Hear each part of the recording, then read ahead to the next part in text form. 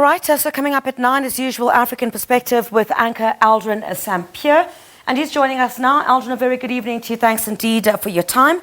So, Chad, that's dominating the headlines at the moment. Definitely. And what an important story as well is how President Idris died, number one.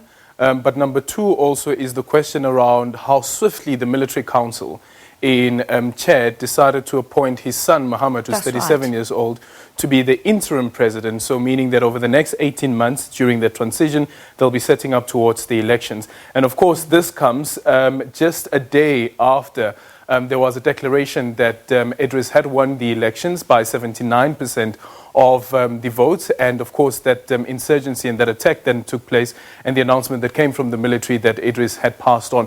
What does this mean for the combat efforts that have been underway in the Sahel region? What does this mean for Libya? Those are some of the conversations that we'll be looking at. But there's also a question around the transition and appointing Mohammed as the interim president. Seeing that there is a constitution, why did the military council decide to set aside the constitution of the country and have an interim president appointed? And how will the African Union respond to that if indeed the Security and Peace Council of the African Union finds or comes to a conclusion that this was an unconstitutional change of power? That's the conversation that we're having this evening. We'll also be giving you some reaction to the conviction of a former police officer in the United States, Chauvin.